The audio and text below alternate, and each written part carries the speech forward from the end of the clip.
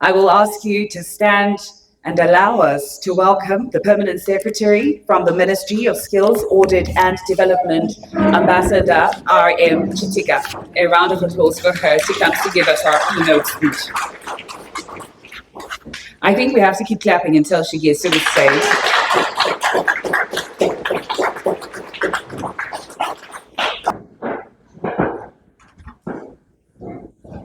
Good morning, everyone. And I would like to recognize the organizers of this very important meeting. I also want to recognize the sponsors of this meeting. The issue of the future of the workforce is an issue that we don't discuss enough. We don't do enough about it. We are still thinking, our future, things will change, things are changing, things have already changed. And this is why in 2023, the president set up and established a Ministry of Skills, Audit and Development. Many people wondered, what is this ministry to do? Is it going to check our qualifications? Is it going to just duplicate what other people are doing? And that is still something that people are wondering about. The role of the ministry is to ensure that the nation produces a workforce that is adaptable to new technology as well as to the digital age, and also to ensure that our education system produces graduates at all levels that meet the needs of industry and that can create jobs, that they are also entrepreneurs.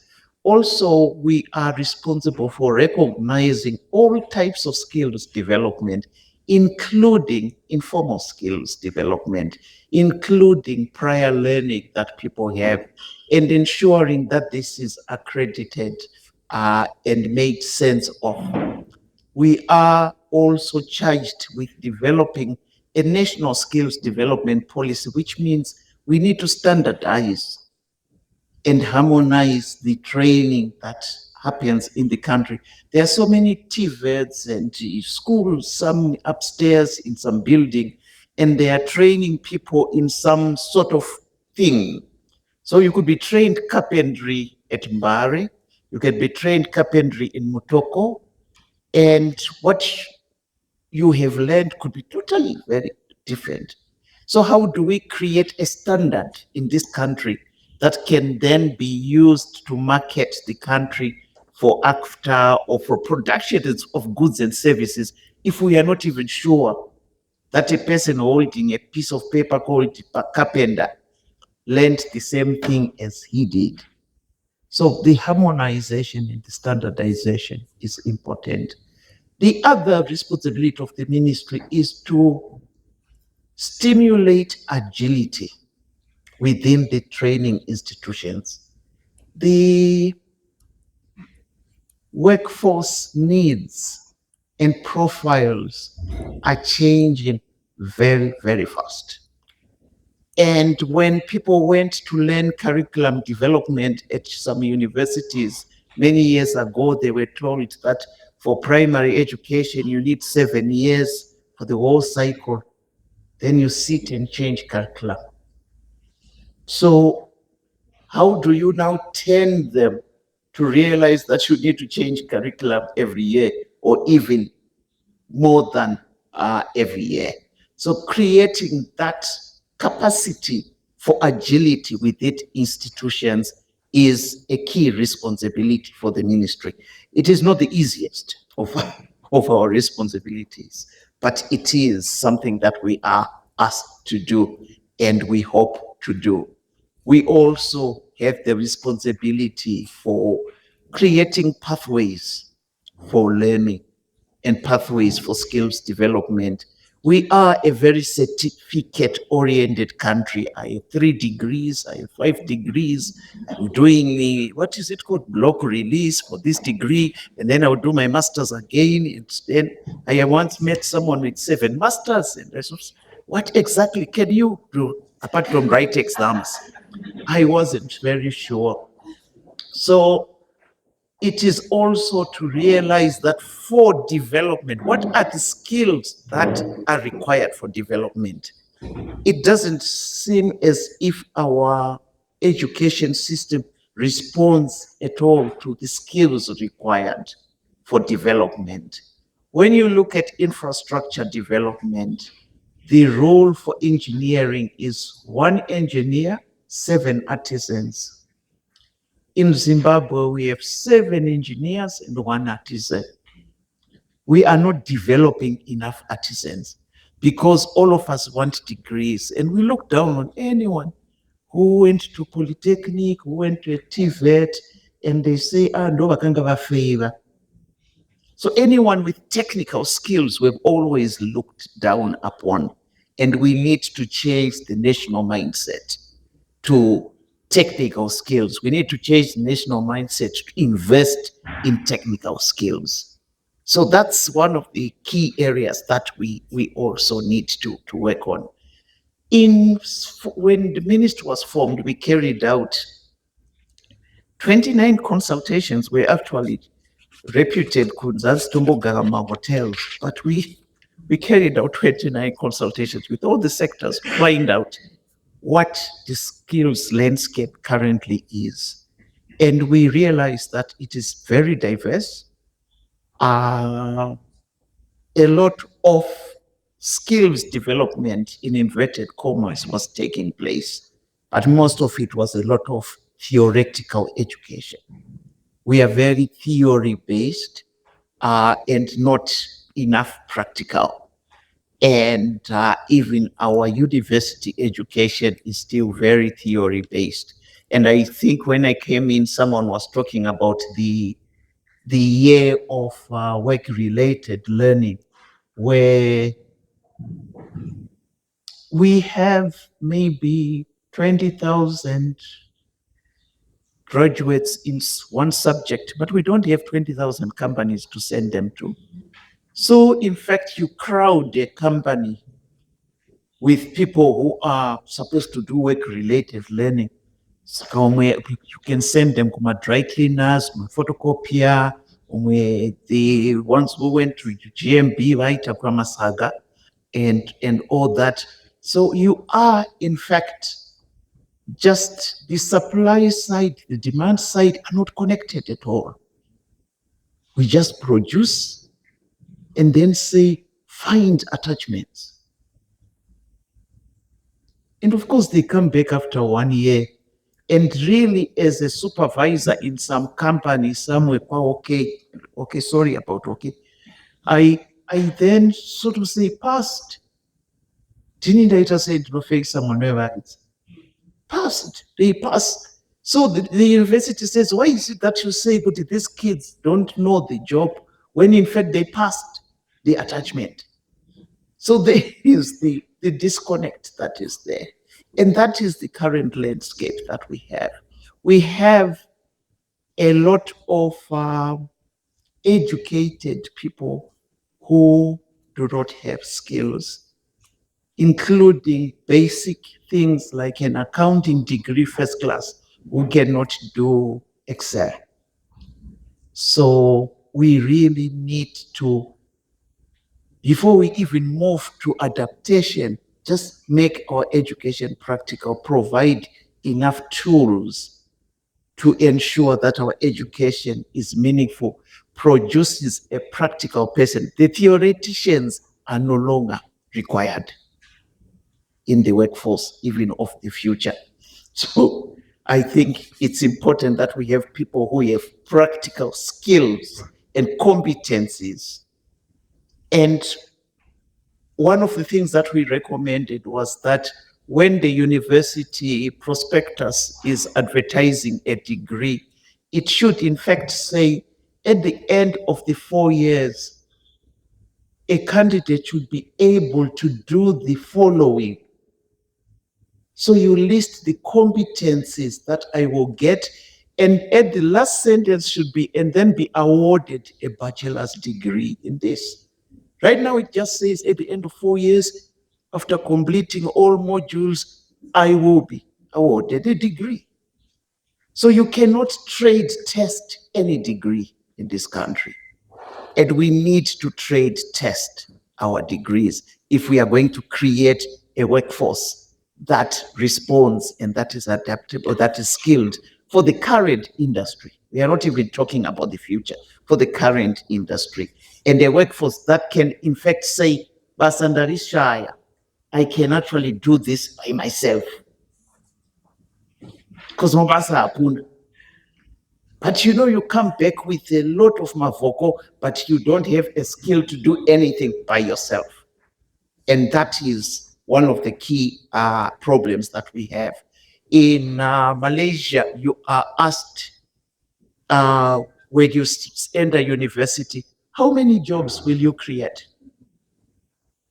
In this country, we have what? Where would you really like to work? Kwakati kune mapex akanaka, kune mota, kune chi. This is our orientation, to look for jobs and not to create jobs or to work for ourselves. We also realized, and we have addressed this, is that career guidance in this country is scattered. Very, very scattered.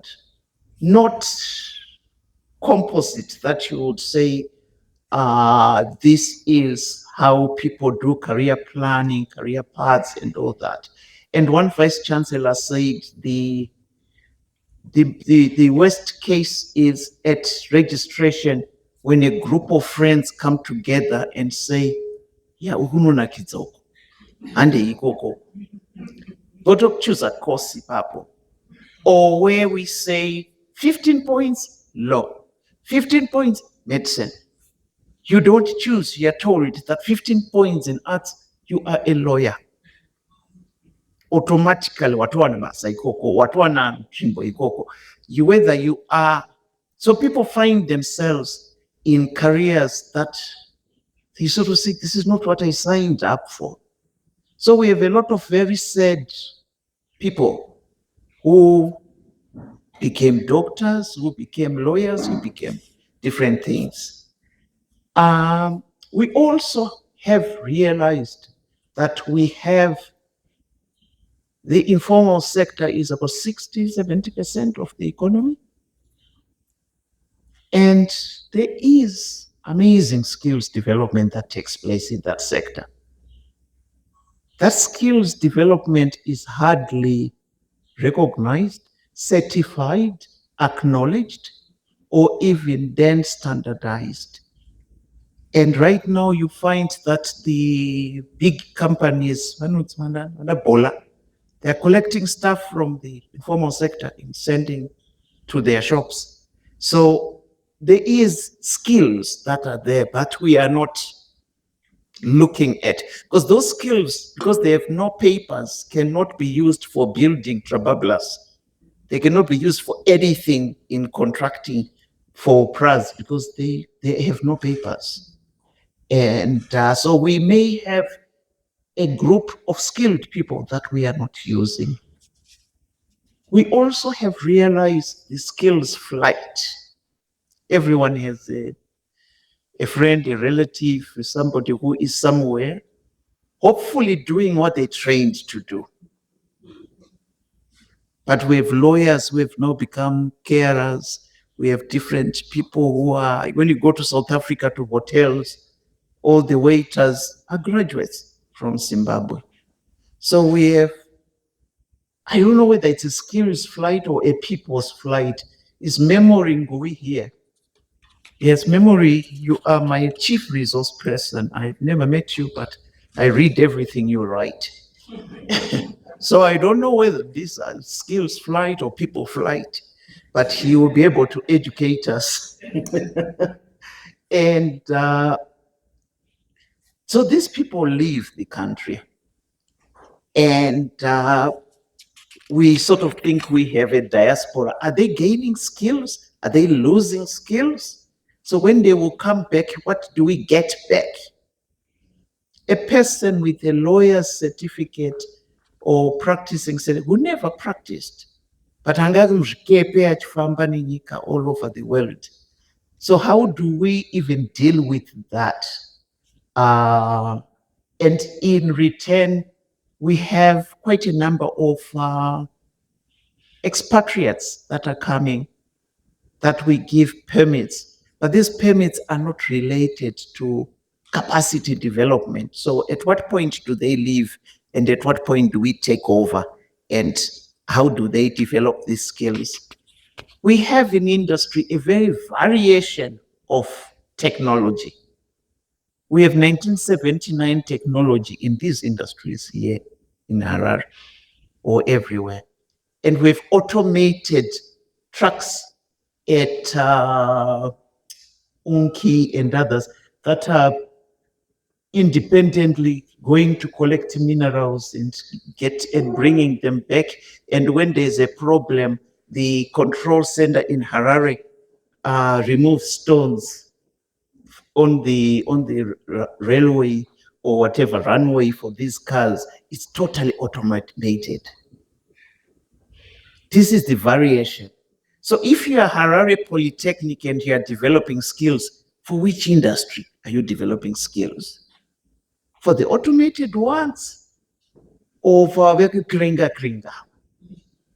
So we have that disparity also within the industry, which we need to really analyze and look at in terms of skills development. Are we, in the end, you then have all these people who did the automation being imported because no one is training people to do that. We've also not really looked at the future.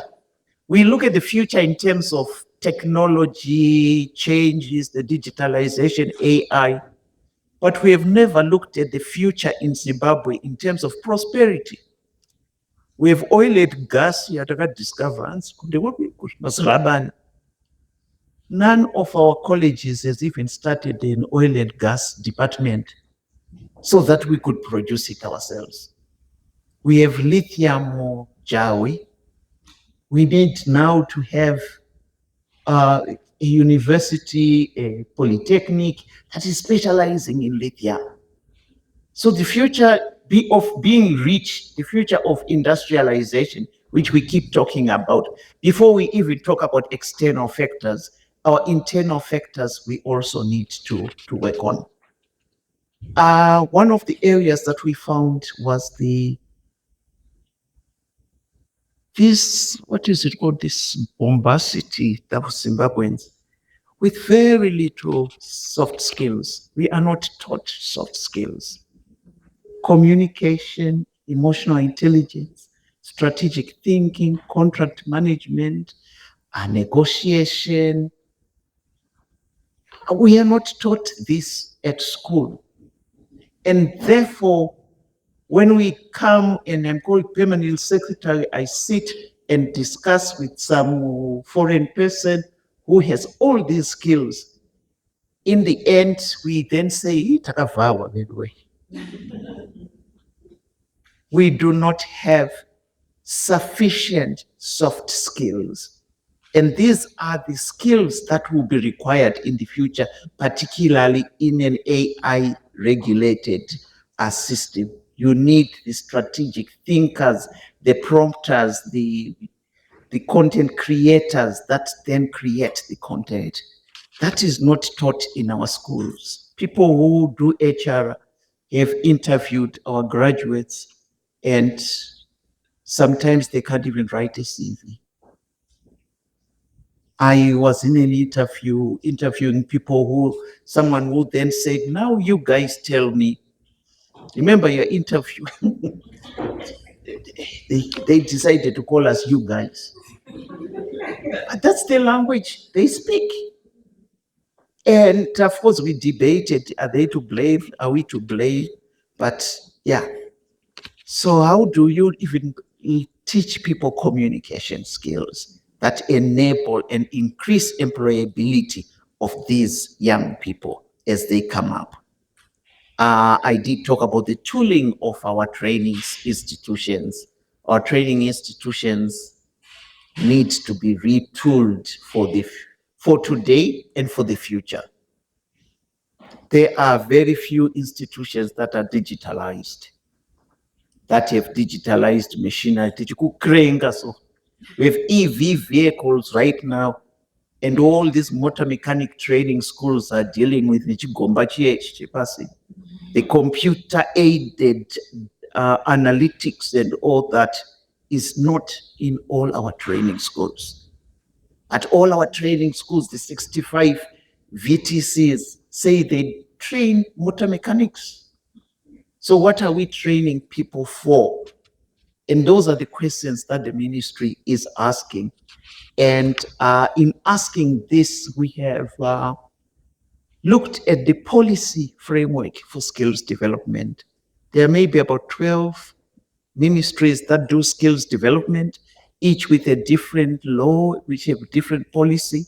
So we've looked at those and looked at the gaps, and we are trying to close the gaps so that we create a unified skills development policy and create a national skills development council that brings my church, my apostle, my universities, private sector, everyone who is doing skills development. Skills development is not the preserve of government. Skills development is a national responsibility. We also need to look at funding and supporting of skills development. Real skills development, not this upstairs school where you learn something in 2 days, should be well funded and well supported. And at the moment, our priorities are more to higher education. But the tech folks, the polytechnics and the tech folks are really, for me, where our investment should be. And within that, we should also be expanding our trade testing abilities and capacities in order to trade test. We should be upskilling our teachers. These teachers were last trained Kuchukuru, whenever that was. And things have changed, even educational technologies. Some of them cannot even do PowerPoint. I'm not telling them PowerPoint. They can't. So how do we even upskill the teachers that we have? Curriculum reviews are not an academic exercise. They are an exercise of dialogue between industry and training institutions. The supply and demand need to talk together. And then also some of the people from the demand side should be brought in to teach. During our consultations, we discovered what we called broilers. You graduate from primary school, from secondary school, you go to university, you do your first degree, immediately you do your master's, and then you do your PhD, and you write, and you become a professor. You've never left the university, never been to industry, never been anywhere. So you're a broiler who is teaching people things that you've never seen, but things that are in books. And because industry, these big CEOs do not have PhDs, we do not allow them into our institutions of higher learning because to learn a PhD. But these are the practical people that come and teach our students the real life examples that exist. So there should be a meeting of ways somewhere between academia and industry. And right now, industry says, we don't know who told you that we wanted this type of people. And academia says, well, you had them for a year on attachment, and you seemed to be very happy. So we need to close that gap, that we need to do that. We also need to change the mindset of the country. How many people have relatives that have sent children to Poland, to Spela to do a degree? None of you. Yeah. Children, we're sending children everywhere to do degrees. And if you don't have a degree, kana pakuwadzano, vana vako havasi graduates, you are sort of lower class. Paorder yekuwadzana. Because mufanira kutoda kutenda Mwari, vana vangu vese graduates. We really need to start changing our mindsets to technical skills. Vocational and technical skills are the future of work and the future of the country. All the countries that have now turned their universities into technical universities, into vocational and technical, and this becomes this, we need to begin to showcase people with skills, showcase people with technical skills, and really say, these are the builders of the country. But right now we showcase, my head, and I've nothing against my head, but we need the combination. We are also, as a ministry, carrying out skills audits. We have started, our first audit is in the agricultural sector. The agricultural sector is the biggest sector in the economy. And because we don't have enough employment data, we don't have labor force data in the country because of the informalization.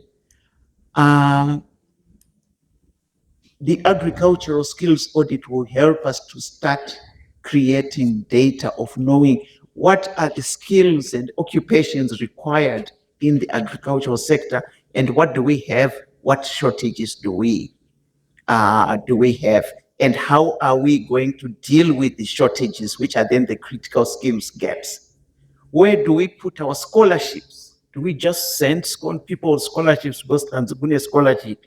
Or we have critical strategic sectors that we are saying we need to send kids to learn this skill at that place in order to fill a specific gap that exists within the skills.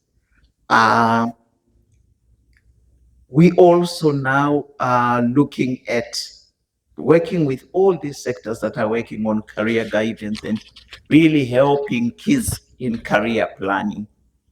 And according to the ILO, I think those of you with kids in primary school today, they will be working in jobs that have not yet been named or discovered.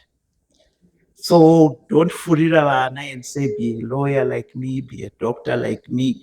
There will be new jobs that are coming. And there is need for continuous forecasting, continuous learning in terms of careers, career planning, where the parent, yes, can play a role, but it is now a national responsibility to provide a forecast and say the new jobs will be looking like this.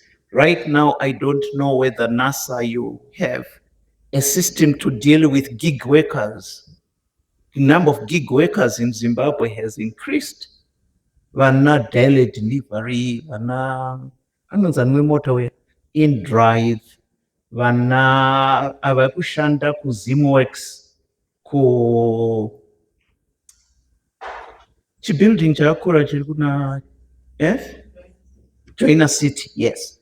Vakushanda ku Zimworks, vanoshanda usiku because they are working in America. Do you know them? Are they workers? Because this is the future of work. The future of work is here. Do we have the laws to deal with such a future? Do we have the frameworks for decent work, for protection of workers, for that type?